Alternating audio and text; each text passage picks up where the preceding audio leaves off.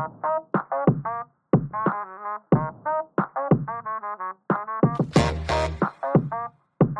сайн байцгаана уу сонсогчдоо та бүхэнд гал морин жилийн мэнд хүргэе. За бид энэ одоо оны анхны дугаараа та бүхэнд ерөөхдөө танилцуулахад бэлэн болсон байна. Энэ маргаан маань л эргүү ирэх зүйн маргаан байгаа. За тэгээд тодруулбал одоо маргааны шүүгдэгч нар нь хүнийг хүн алахыг завдах гэмт хэрэг үүдсэн. За хамгийн сонирхолтой нь бол улсын дэд шүүхээс одоо энэ шүүгдэгч нарт оногдуулсан ял шийтгэлийг одоо хүнд байна гэж үзээд одоо ялыг хөнгөрүүлсэн ийм маргаан байгаа. За энэ дугаарыг манай багийн гишүүн Марлаа бэлтгэсэн байгаа. За бүгдэнд нь сар чинь өнгөрсөн ч гэсэн гал морин жилийн мэнд хүргэе. За энэ гал морин жилийн эхний дугаараар бид ямар ч нэг эрүүгийн кейс бол сонгож аваад сонирхолтой юм болов уу гэж бол бэлтгэлээ.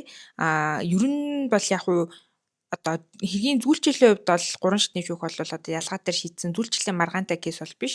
Активэрнийхөө үйл баримт болон эргээд тусын дэд шүүхээс өгж байгаа дүгнэлт нь эргээд тэр хүмүүс түлээлсэн эрүүгийн хариуцлагатай холбоотой. За тэгээд нөгөө эрүүгийн хариуцлагын тухай хүмүүс тохирсон байх гэдэг суурь зарчимтай холбоотой учраас ер нь сонирхолтой юм болов уу гэж бол бодсон байгаа. За тус эрүүгийн эрэгт бол ерөөхдөө 2025 онд болоод 3 шатны шүүхийн шийдвэр нь тухайн онд гараад туссан ийм хэрэг бол байна. За тус эрүүгийн хэрэгт бол 2 холбогдогч байгаа. Тэрийг иргэн А болон Б гэж явуулчихъя. Гэхдээ энэ нь бол яг нөгөө хэрэг дээр байгаа бодит нэр нь бол биш шүү манайхаа. Ямар ч тач ингээд өөрөөр эрүүгийн хэрэг учраас өөрөөр нэрлээ явуулсан зүгээр санагдсан маа. Тэгээ иргэн А болон Б гэдэг 2 холбогдогч байгаа шүү. За хөрөгч нь бол би яа гэж явуучих гэж бодож байна. Тэгэхээр А, Б, яа гэсэн 3 хүн бол энэ хэрэг дээр бол дурддагтнаа. За холбогдогч буюу иргэн А болон Б нар нь ямар гэмт хэрэгт холбогдсон бэ гэдэг юм бол эрүүгийн үеийн тусгай ангийн 11-р зүйлийн 2.11 дэх хэсэг заасан хүнийг бүлэглэж алсан гэдэг гэмт хэрэгт холбогдсон. За тус гэмт хэрэг нь ерөөхдөө 12 жилээс 20 жил хүртэл хугацаагаар эсвэл одоо бүх насаар нь хорихоо шийдэгдэг юм хүнд гэмт хэргийн төрөл байгаа. За тэгээд ийм гэмт хэрэгт холбогдоод за тэгээд агашны шүүхийн шийдвэр нь 25 оны 2 сард, давх нь 25 оны 6 сард, улсын дэд шүүх нь 25 оны 10 сард шийдвэрлэж дууссан ийм хэрэг байна. За үйл баримт руу гарах юм бол шүүгдэгч А бол одоо охирогч яатай гэр бүл буюу эхнэр нөхөр одоо хүүхэдтэй ийм гэр бүл байж таарч байгаа.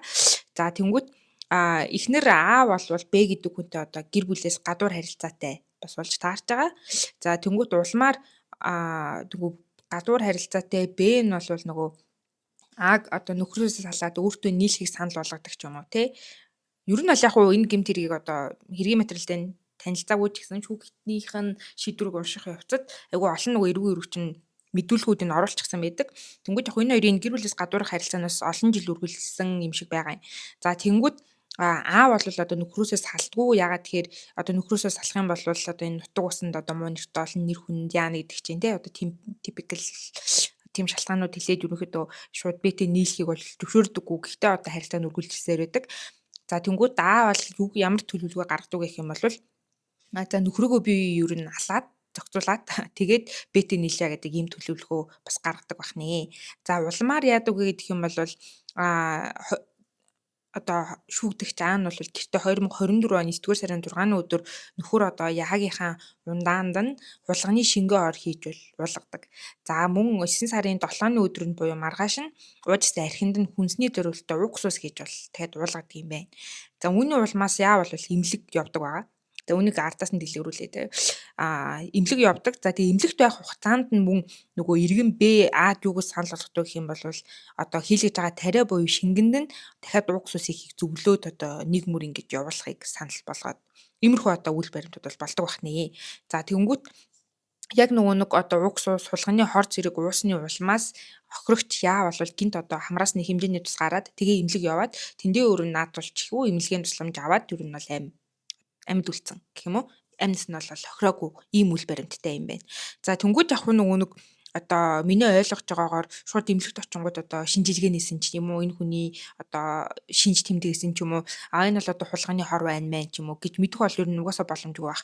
За тэнгууд энэ хэрэг яаж мэдээж мөрдөн шалгах ажиллагаа эхэлсэн бэ гэдэг юм бол иргэн А болон Б нарын одоо гар утасны чат нь буюу одоо ингээ тгий угсус үгүй юм уу хулганы ор үгүй юм уу гэдэг энэ чат нь бол одоо Б-ийн утсын тэнд дамжиж явж агаад охиндоо дүүдээ мүдээ гэж өөр хүмүүс дамжиж явж таарад за тэгээд чат нь дэлгэгдээд улмаар тэр нэргэн ер нь яад хүрээд за тэгээд ерөн чаттайгаа хамт ингээд цагдаа руу яваад тэгээд цагдаагаас ерөн мөрний шалгаж эхэлсэн мэт юм байна.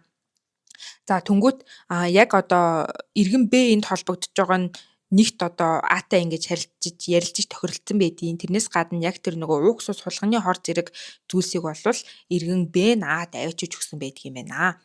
За анхан шатны шүүх болвол шүүгдэгч нарыг гин буруутай гэж бол үзээд ял оногдуулдаг. За тэгээд юу гэж хэлдэг вэ гэдэг юм бол Эрүүг үеийн тусгай ангийн 11-р зүйлийн эдэг хэсэг заснаар хүнийг санаатай авсан бол одоо хүнийг алах гэмт хэрэг үйлцэн гин буруутай тотож эрүүгийн хариуцлага хүлээлгдэг. За харин эрүүг үеийн ерөнхий ангийн 2-8 дахь зүйлийн эдэг хэсэг заснаар гэмт хэрэг үйлдэхэд шууд чиглэсэн үйлдэл санаатай хийсэн бол за энэ тохиолдолд чинь одоо хор болгосон ч гэдэг юм уу те. Тухайн хүсэл зоригоос үл хамаарах төсөл байдал улмаас гэмт хэрэг төгсөөгүй бол энэ гэмт хэргийг завдж байгаа үйлдэл юм гэж байгаа юм. За энийгээ хэдүүлээ кейс рүү гарах юм бол шүүгдэгч А болон Б нар нь одоо хөрөгч яг алхаар өөрчилсөн хүрэн тохиролцоод буюу энэ хүнийг ер нь алцчихын ийм зүйл өгчихье гэж тохиролцоод тий шүүгдэгч Б нь бол хулганы шингэн хор угс ус зэргийг бол Ад өгдөг. За шүүгдэгч А нь бол одоо тэр шүүгдэгч Б-ийг авчирсан эдгээр хор завх ус зэргийг бол хөрөгчийн одоо ундаа арх зэрэгт нь хольж бол яад уулгадаг. За тэгээ хулганы хор нь одоо хүний амь насанд аюултай хүнийг өхөл төрүүлж болох ийм нөхцөл байдал бүхэн ер нь байдаг юм байна л да. Хүний цусны бүлэгнэлийг гинт идэвхжүүлээд улмаар хүн ер нь маш түргэн хугацаанд тусалдаж одоо нас барах ийм эрсдэлтэй байдаг юм байна. Байдаг учраас хохирогч заавал эмнэлгийн тусламж одоо аваад тэгээд ад болж ер нь 8 нас нөхрөх одоо хохироогүй. За тийм учраас юу вэ гэхээр энэ бол одоо шүүгдэгч аавлын бендер нь идэвхтэй үйлдэл хийсэн боловч тэдгээр хүсэл төрөөс үл хамрах нөхцөл байдлаар энэ гэмтэр өтгсөөгүй буюу охирогч аав бол ингэ нас бараагүй гэсэн үг. За эрүүг үеийн ерөнхий ангийн 3-1-р зүйлийн нэгдэх хэсэг зааснаар 2 олон түүнээс дээш одоо хүн буюу олон хүн гэмт хэрэг үйлдэхэд санаатай нэг гэмт хэрэгт хамтран оролцох гэдэг. За мөн ерөнхий ангийн 3-7 зүйлийн нэгдэх хэсэг зааснаар гэмт хэргийг 2 болон түүнээс олон хүн санаатай нэгдэж үйлцсэн бол бүлэглэн гүйцэтгэх гэдэг одоо нөхцөл рүү орно. За түнгүүд нөгөө А болон Б нар нь хамтраад байгаа учраас энэ хоёрын оролцоог нь одоо ялгаж гаргаж ирж байгаа.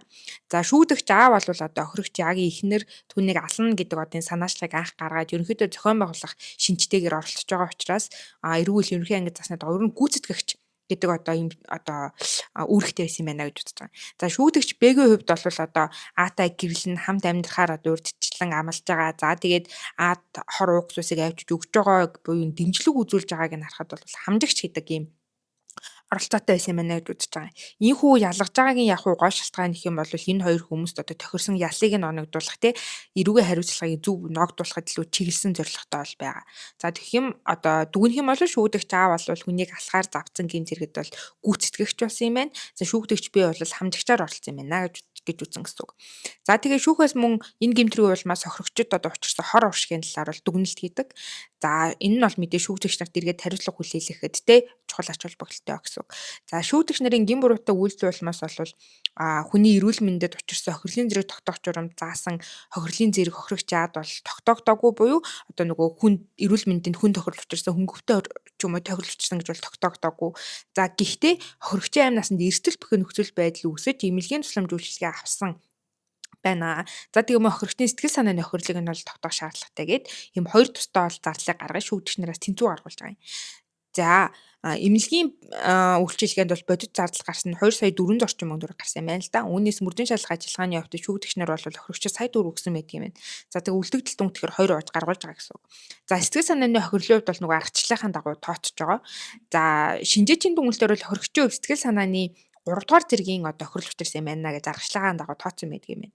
За тийм учраас энэ хүний сэтгцэд учирсан хор уршиг арилгах нөхөн төлөвлөх төлбөрийн жишээг аргачлалан 3-8 заснаар сэтгцэд учирсан хор уршигийн нөхөн төлбөрийн хэмжээ хөдөлмөрийн үүсний доод хэмжээ буюу тухайн үедээ 660 мянга байсан юм байна. Үүнийг нь 17 дахин нэмэгдүүлснээр тэнцэх хэмжээний буюу 11 сая 220 мянган төгрөгийг сэтгэл санааны охирлт нь гаргуулъя. За үүнийг нь хоёр шүүгдэгчээс хувааж гаргуулъя гэдэг одоо ийм дүгнэлт бол хийж байгаа гэсэн үг. За ингээд бол анхаачны шүүхээс хоёр шүүгдэгчид бол эрүүгийн хариуцлага ногдуулж байгаа. За шүүгдэгч А буюу нэг гүйцэтгээд байгаа этгээдэд хэдийгч гэж ямар хариуцлага ногдуулж байгаа гэх юм бол эрүүгийн үеийн тусгай ангийн 11-р зүйлийн 2 дахь хэсгийн 2.1 цаснаар 13 жилийн хугацаар хоригоо шийдэгдэх юм байна. За шүүгдэгч Б-д бол одоо 12 жилийн хоригоо шийдэгдэх буюу 1 жилээр бага Тэ ийм шийтгэл оногдуулж байна. Ягаад тэр энэ хоёр субъектийн нөгөө хамтран оролцож байгаа хэлбэр дээр нь хоёр өөр юм ялгаатай чиг үүрэг гүйцэтгэж байгааг харгалзаж үзэж байгаа гэсэн үг. За давзаалдах шатны шүүх бол анхан шатны шүүхийн шийдвэрийг бол хэвээр үлдээж шийдвэрлэдэг. Ерөнхийдөө одоо хууль хэрэглээний хувьд онцгойлоод өөр хичгээр бол хууль хэрэглээний тайлбар бол хийгээгүй учраас ингээд товч дуртдаг. За улсын дээд шүүхээс мөн ерөнхийдөө хэлэх юм бол А болон Б нарыг гимбуруутай гэж үздэг. Анхан болон давзаалдах шатны шүүхийн шийдвэрийн энэ одоо хэргийн зөрчилтэй холбоотой тайлбаруудыг үндэслэл бүхий гэж бол үздэг. За улсын дээд шүүхэд хэн гомдол гаргасан бэ гэх юм бол шүүгдэгч Агийн өмгөөлөгч бол Агийнх нь ялыг хөнгөрүүлье гэж бол гомдол гаргадаг бол шүүгдэгч Б-гийн өмгөөлөгч бол хэргийг нь хэрэгсэхгүй болгуулъя гэдэг юм гомдлог бол гаргадаг. Тэгэхээр одоо улсын дээд шүүхийн одоо түрүүн товч дурсан дүгнэлтээс үзэх юм бол шүүгдэгч Агийн өмгөөлөгчийн гомдлыг нь авсан бол Б-гийн өмгөөлөгчийн гомдлыг бол аваагүй гэсэн үг байна шүү дээ. За тэгэхэд улсын дээд шүүх нь юу гэдэг вэ гэдэг юм бол одоо бусдыг хортуулан амь насыг хороох зорилгоор идэж уух зүйлс нь ингээд хор хин охирогчд өгсөн боловч тухайн хор хүний амь насыг хохирох бодит боломжгүй буюу хорт түүнийг тооцоолсон төлөвснөр үүглчлээ. За тэг өссөн үр дагавар нь бодит байдал дээр бий болоогүй хохирогчд одоо заавал хохирол учраагүй түүнийг алхаар завцсан гэж үзэх учраас хоёр шатны шүүхийн одоо шүүгдэгч нарыг бүлэглэж түүнийг алхаар завцсан гэмбуруутайг тогтоосон нь бол үндэслэл бүхий болсон байна гэж байгаа. За тэгээд хуульд бол одоо ялын доод болон дээд одоо хязгаарыг бол заасан байдаг. За энэ хүрээнд нь шүүгч бол одоо интервалтай аль тохирохоор бол одоо эрүүгийн харилцааг бол ногдуулах бол ёстой. За анхан болон давзаалчны шүүх бол шүүгдэгч нарт одоо хууль ёсны хэмжээний дотор буюу одоо тэр хязгаарт нь багтаагаад те 13 болон 12 жилийн одоо хорих хязгаар шийтгсэн байдаг юм байна. Гэхдээ үүн дээр нэмээд ямар нөхцөл байдлыг харгалзаж үзэх ёстой вэ гэж одоо улсын дэд шүүх үзэн бэ гэх юм бол хохирогчийн биед нь гэмтэл тогтоогдоогүй. За тэгээд хуулиар хамгаалагч зэрэг ашигт нь бодиттой охирол учраагүй. За тэгээ шүүгдэгч нарын гэмт хэрэг үйлцэн байдал анх удаа гэмт хэрэг үйлцсэн за хувийн байдал хүнийг алах гэмт хэрэг нийгмийн аюулын шин чанар зэргийг нь харгалзаад тус бүрийг нь одоо 3 жилийн хугацаар хорих ялыг багасгаад Ад бол 10 жилийн хугацаар хорих ял Бд бол 9 жилийн хугацаар хорих ялж оногдуулж шийдвэрлсэн ийм кейс бол байсан. Тэгээд ер нь л яг нөгөө хууль хэрэглээний хувьд тийм зөрүүтэй кейс биш ч гэсэн үйл баримт нь яг сонирхолтой санагдсан гэх юм уу сонирхолтой ч гоо одоо харамсалтай ч гоо тийм санагдсан. Тэгээд дадтай нас охирогч маань одоо амь насаар охироогүй ингэж үлдсэн ийм кейс бол байсан. Энэ кейс болохоор нөгөө үйл баримтын хувьд яг тийм солонгос кино шиг санагдлаа. Нөхрөө одоо зориуд дөөр хүнтэй нийлж хорлож байгаа гэх юм уу. Гэхдээ ер нь эрүүгийн эрхцүүдээр бас ийм сонирхолтой гэх үү одоо аюултай гэх үү кейсүүд гарч ирдэг тий. Ер нь нөгөө нэг яг хөө бид тухайлан ингээл нэг гэмт хэргийн кейс яриад гэмт хэргийн подкаст шиг ихтэй ингэжээ тэгжээ гэж ярьдаггүй ч гэсэн нөгөө иймэрхүү үйл баримт болгон дээр бас жижиг сажиг юмнууд нэргээд яг тэр хүнийхээ гэмт хэргийн зүйшлэл хууль хэрэглэн дээр айгу нөлөөлдөг болохоор энэ кейс бас нөгөө тухайн хүний алхаар завцсан ч гэсэн яг бодит тохирол учраагүй учраас тэрийг нас харгалзаад ялыг нь хөнгөрүүлнэ гэдэг нь бас нэг өөр төрлийн одоо энэ эргүүлээ тайлбарлаж байгаа нөхцөл болчихж байгаа байхгүй юу. Одоо тэгэхээр энэ нь дараагийн иймэрхүү төстэй ч юм уу те тухайн хүнд ямар нэгэн одоо бодит үйлдэл хийсэн боловч хохирол учраагүй бол бас тэр нь харгалзаж үзээд ялыг нь хөнгөрүүлэх ч юм уу те арай бага ял оноох ч юм уу гэдэг одоо шууд ийм үр дагаварт хүрэх боломжтой гэсэн үг санагдсан. Тэгээ ер нь бол яг хуу тэгэл хүний л амьдрал нэр үч гэлтгүй эргэн захиргаа дээр ч гэсэн те ян янзын кейс бол гарч идэг. Тэгээд тэгэл тий 25% нь бас ийм кейс бол гарсан байна. За сонирхолтой шийдвэр танилцуулсан марлаа баярлаа. Энэ дээр өөр нэмж хэлэх юмнууд юу байгаа юу? Одоо нөгөө сүүлийн үед гадуур ингээл янз бүрийн кейсүүд агиух гараад хүмүүс ингээл ямар амар юм бэ гэл тэгээд нэг реакцлж байгаа шүү дээ тий. Тэнгүүд марлагийн нөгөө нэг хэлж байгаа point нь болохоор ерөөдөө гэмт хэрэгүүд бол одоо хүн байгаа цагт бас муу үйлдэлүүд гарч байгаа. Тэгээд тэрнтэй холбоотойгоор янз бүрийн гэмт хэрэгүүд бол гардаг. Гэхдээ тэр бүр олон нийтэд мэдэгдээд байдгүй гэх юм тий. Яг хуу сүүлийн үед харин миний санджаагаар энэ кейс барыг нэг мэдээгээр явсан юм санагдаад байгаа байхгүй юу. Нөхрөө нөгөө хулганы ороор хорлжээ жилүү хулганы ор өгчөөч жилүү нэг мэдээгээр явж исэн санагдаад байгаа нэг сайтын. Тэнгүүт яг сүүлийн үед ингээл манайхаа айл 2 3 жил өмнө болчихсон ч юм уу те. Эсвэл яг одоо идэвхтэй ингээд саяхан болчихсон ч гэсэн ер нь жоохон нэг тийм ноцтой ч юм уу те. Нөгөө тэр бүр үлдэгдээд байдгүй. Хүнийг алах гэмт хэрэг ялангуяа одоо он цагаас хэсгийг ирч байд юм уу те алах гэмт хэрэг болвол ингээл өдөр болгон ч мүлэгдээд байдгүй шүү дээ те ер нь ингээд үе байдаг байх яг бүр бүгэлдэгддэг бол биш тийм гэмт хэрэгүүд бол гарсан байдаг. Тэнгүүд нөгөө тэрийг ингээд гинт сэвээд байгаа нь сүүлийн үед яг л нөгөө бид нийгмийн харилцаанд амар их одоо сошиал сувгуудад өртдөг те тэдний мэддэг амар их анхаард үздэг. За тэгэл эргээл яг нөгөө мэдээний сайтууд нь бизнес штэ те эргээл яг хүмүүсийн хандлтыг авах гал айгүйх тиймэрхүү мэдээнүүдийг гинт ухаж төнгөж гаргаж ирдэг болсон ч юм уу. Тийм болсон юм санагтаа.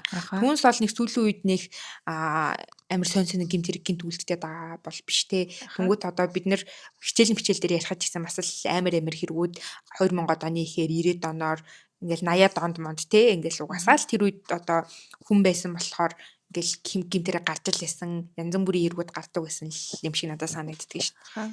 Тэнгүүд тэгэл нөгөө хэрвээ бид нэр сайхан буруу муу мэдгүйсэн бол эрг үйл бараг байхгүйсэн ч байж болохоор л те. Тийм л байгаад байгаа юм л та. Тий ингэж хэлж байгаа нь болохоор нөгөө гэмт хэрэг гарах нь зөв гэж байгаа юм биш. Гэхдээ ер нь бол гэмт хэрэгүүд гардаг. Тэгэхэд орчин үед яагаад ингэ гэмт хэргийг онцлоод байгаа вэ гэхээр нөгөө сошиал медиагийн одоо алгоритм нь өөрөө сөрөг мэдээлэл илүү тархах боломжтой тий.